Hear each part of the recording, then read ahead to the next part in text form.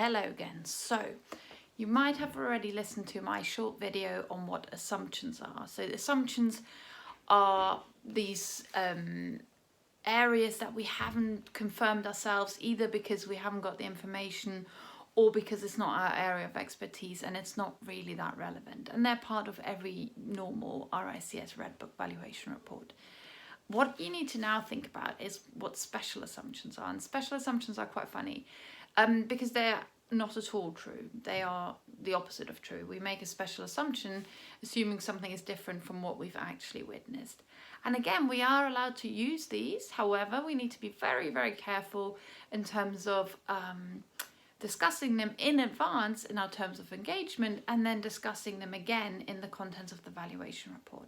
So it's absolutely essential that your client who reads the report doesn't get the numbers mixed up, because when you do a special assumption, there'll be a value at the end and the valuer needs to make entirely clear that that value isn't the real value. The real value isn't one of our normal bases of value. Normally that's going to be market value or market rent in our case, or possibly investment value worth.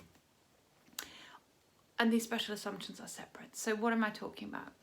Imagine you have got a building like this one. You've got a 6-story building and it is currently actually fully occupied.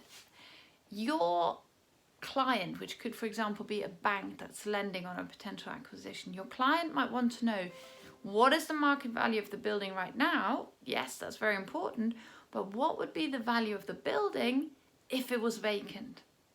You could see why a bank would be really interested in knowing what the difference between those values are. Remember, they're going to decide how much money to lend this potential investor.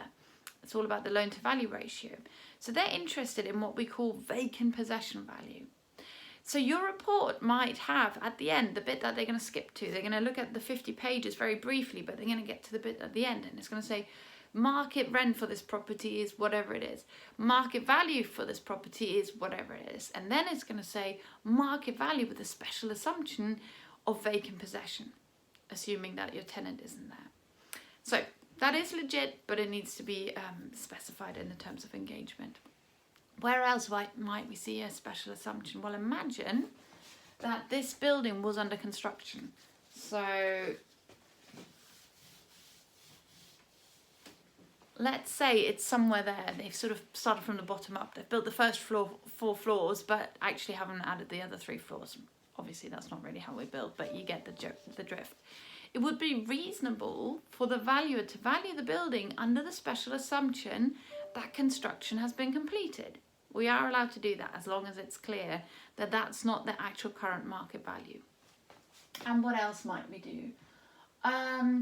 Imagine this. Imagine you have got a multi-let office building like that tower there, and there are 2 or 3 tenants that have moved out, and you have already negotiated, or your investor has already negotiated with new tenants that are going to sign the lease, but the lease hasn't been signed as of yet. So you might value the building on the special assumption that those tenants have already in fact signed the lease. Okay, so there are another 3 examples of where we might see special assumptions. The RICS clearly discusses what's acceptable and what these definitions are in the Red Book.